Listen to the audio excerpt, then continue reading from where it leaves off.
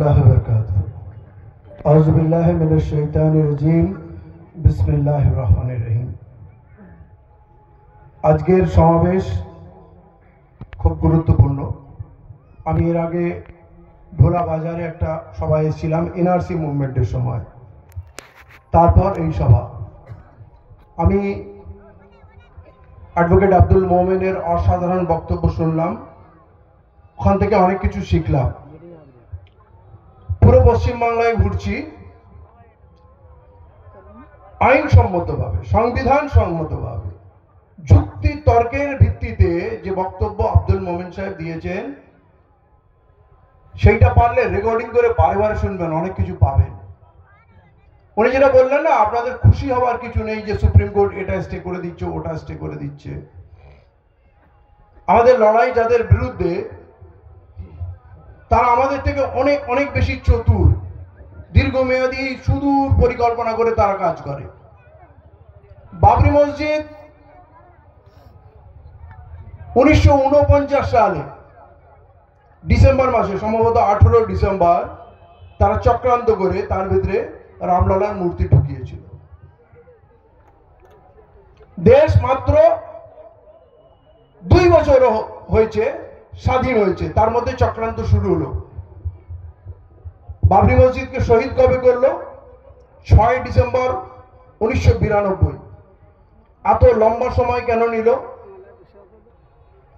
আপনি কতটা মজবুত আছেন, কতটা দুর্বল আছেন, কতটা লড়াই করার মানসিকতা রাখেন, এই বুঝে তারা আপনাকে আঘাত করবে।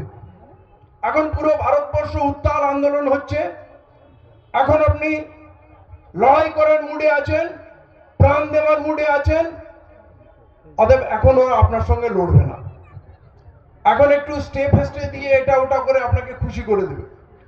একটা জিনিস মনে রাখবেন, ছোটবেলায় আমরা গল্প অনেক শুনেছি, ওই ঝর্ণার কাছে নেকড়ে বাবা পানি খেতে এসছে, নিচে একটা হরিণ আছে, তো হরিণকে বলছে, এই তুই জল নষ্ট করছিস কেন, নোংরা করছিস কেন?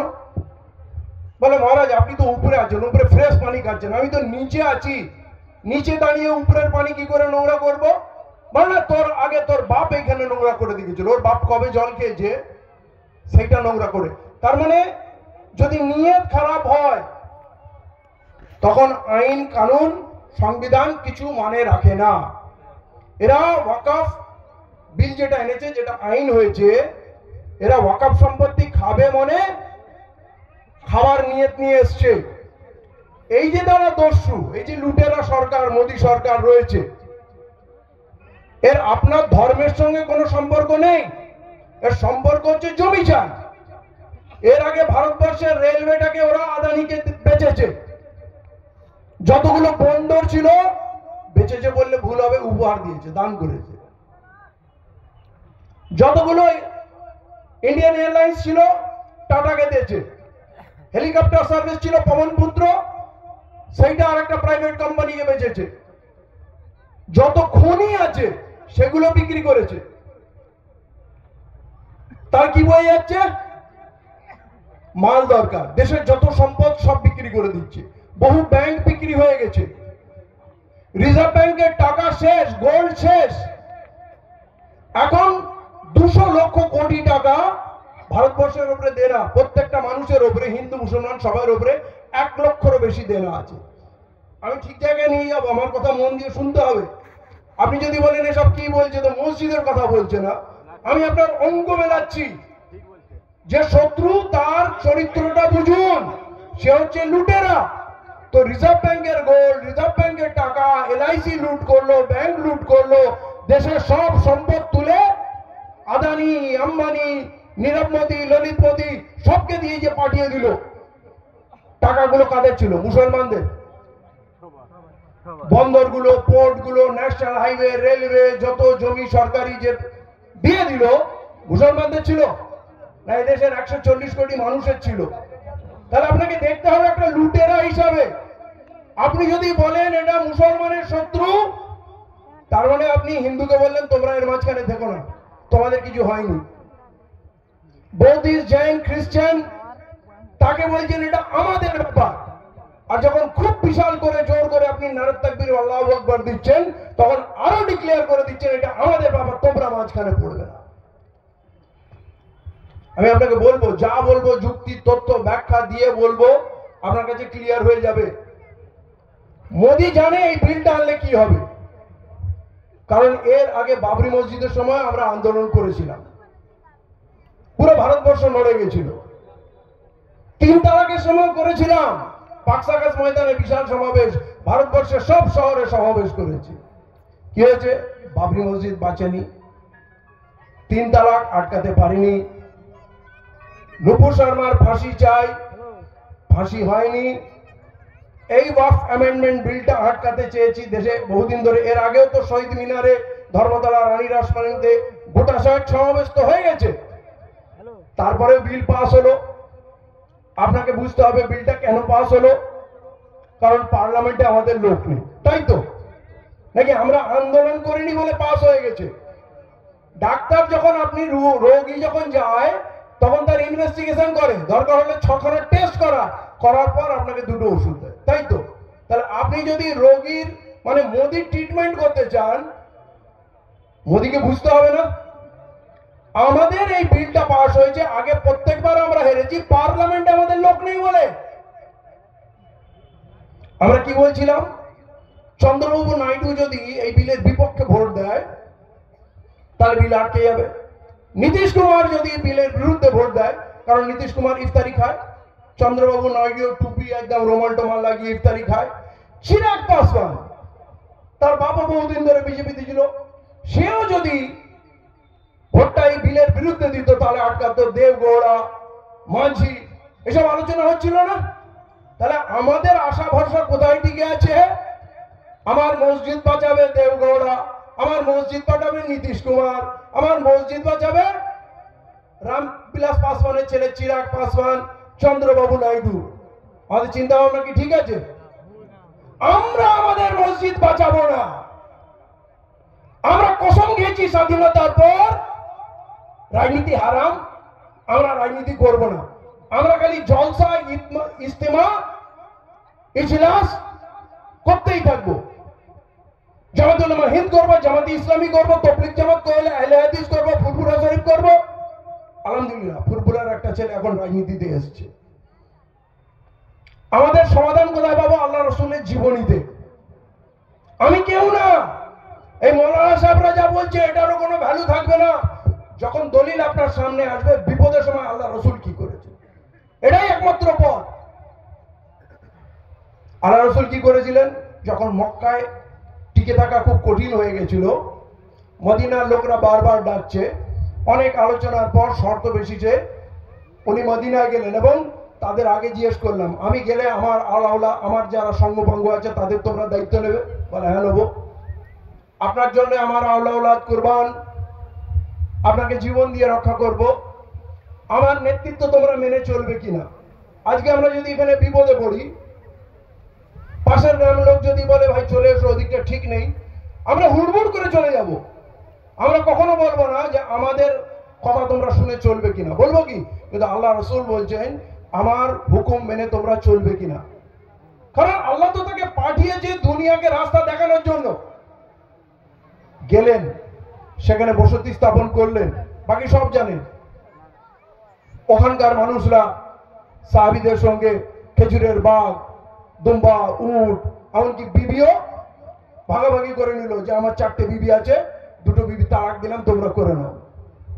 মদিনা রাষ্ট্র কায়েম হলো, হাজার হাজার গোষ্ঠীর সঙ্গে আল্লাহ রসুল আলোচনা করলেন। মদিনা রাষ্ট্র কিন্তু যুদ্ধ করে তৈরি হয়নি, আলোচনার ভিত্তিতে বহু কবিরা ছিল এবং তার মধ্যে 70% ইহুদি ছিল। এখানেই আপনার ফর্মুলা লুকিয়ে আছে। এই ভারতবর্ষকে আপনাকে নিয়ন্ত্রণ করতে হবে। আল্লাহ রসুল এক মুঠো মুসলমানকে নিয়ে পুরো মদিনা শহরটাকে নিয়ন্ত্রণ করে নিলেন, মদিনা রাষ্ট্রকে। আলোচনার শেষে কি আসলো? রাষ্ট্রের শীর্ষে আপনি থাকবেন। কারা বলছে? ইহুদিরা বলছে।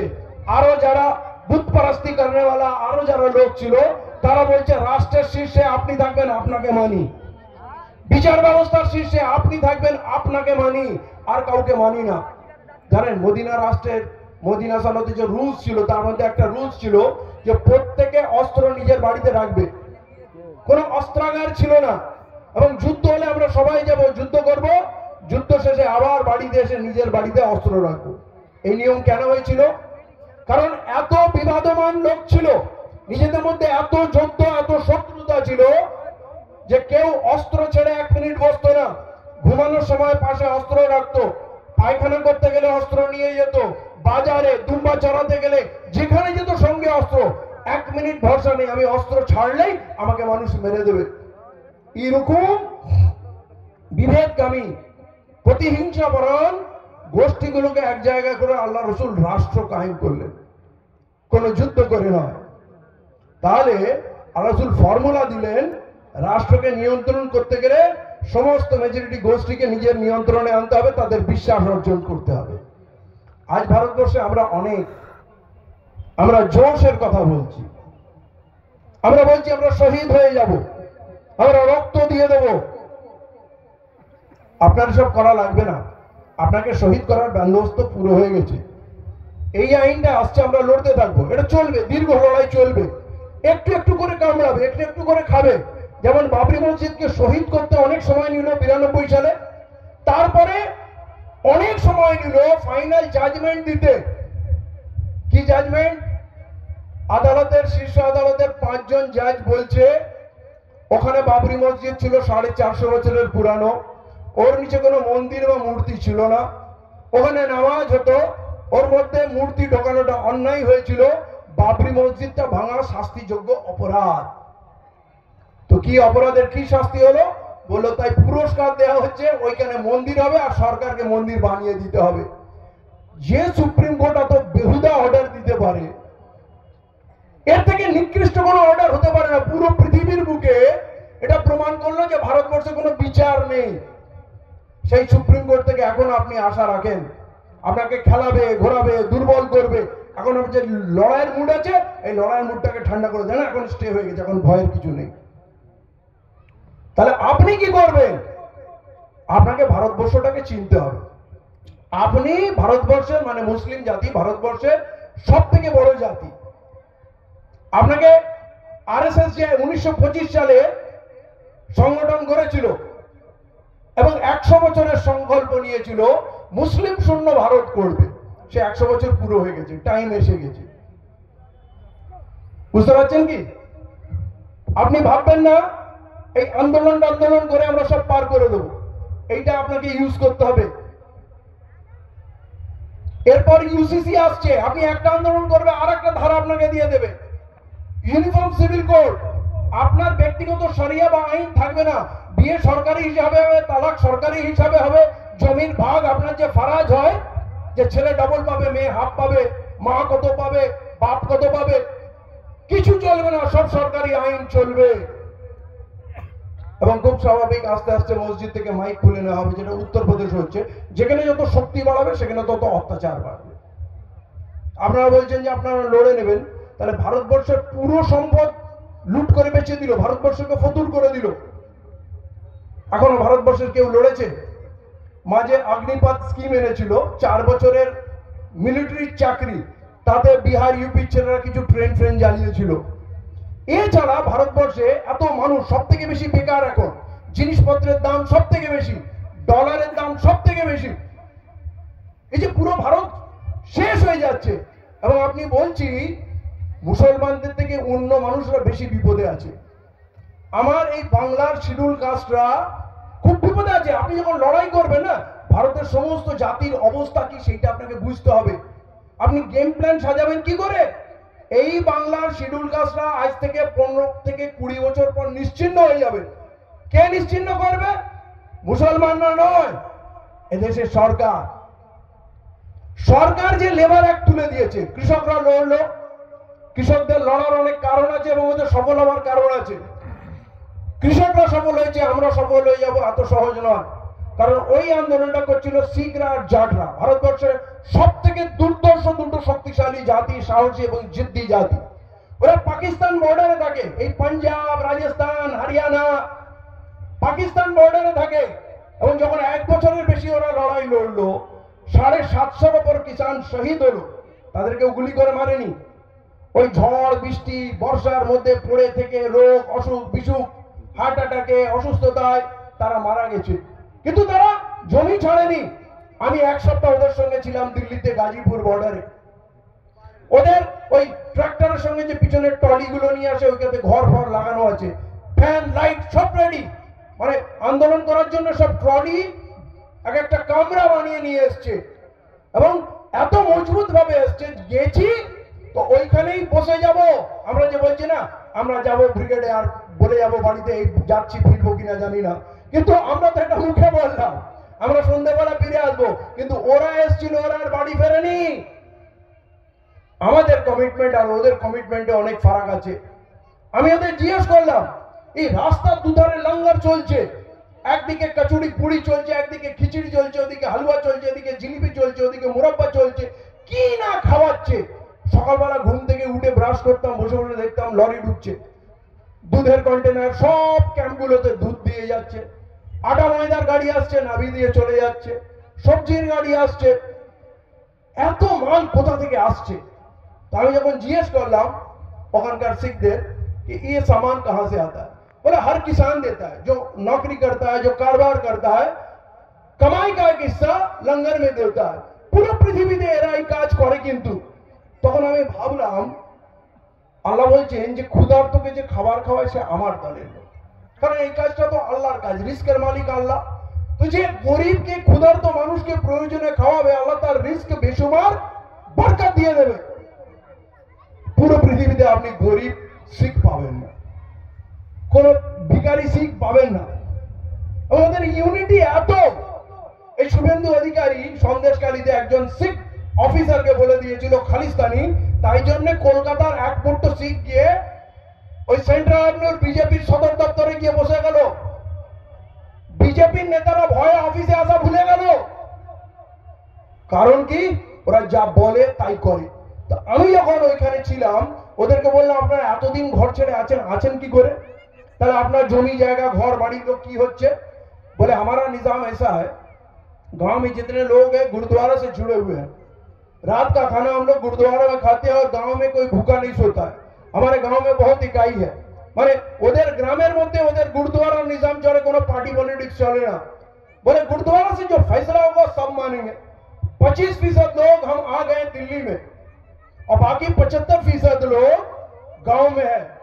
हम जो चले आए, मेरे खेत में पानी सिंचाई गांव के लोग करेंगे, मेरा फसल पक जाएगा तो गांव वो फसल को काट के गोडाउन में वो पहुंचाएंगे, मेरे बच्चों को स्कूल मेरे गांव वाले पहुंचाएंगे, मेरे घर में कोई बीमार होगा तो मेरे गांव वाले उसकी अस्पताल में ले जाएंगे इलाज के लिए। मैं घर में रहूं ना रहूं कुछ फर्क पड़ने वाला नहीं है। কি শক্তিশালী নিজাম! তবেই তো এরকম লড়াই করছে, একজন আরেকজনের ডাকে। মানে যদি কথা বলে দিল্লির বর্ডারে যখনই দরকার হয়েছে, মানে পাঞ্জাব হরিয়ানা থেকে ট্রাক্টর বেরোতে শুরু করে 40,000 50,000 ট্রাক্টর যাচ্ছে রাস্তায়, মাঝখানে যা পড়ে ভেঙে চুড়ে উড়িয়ে শেষ করে দিয়ে চলে যায়, ওরা জানের পরোয়া করে না।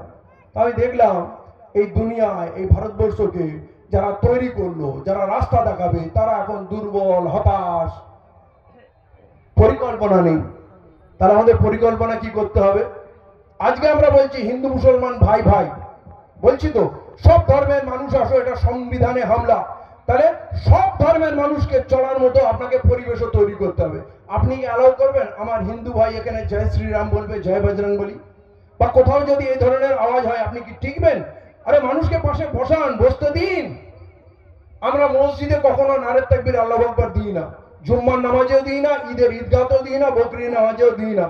নামাজে আল্লাহু আকবার বলি, রুকুতে সিজদায় তাসবিহতে বলি, এবং দুনিয়ার সব থেকে ভারী শব্দ এটা, এর থেকে পাওয়ারফুল শব্দ নেই। এই নিউক্লিয়ার বোমেরও এত ক্ষমতা নেই, আল্লাহু আকবার কথাটার মধ্যে এত শক্তি আছে।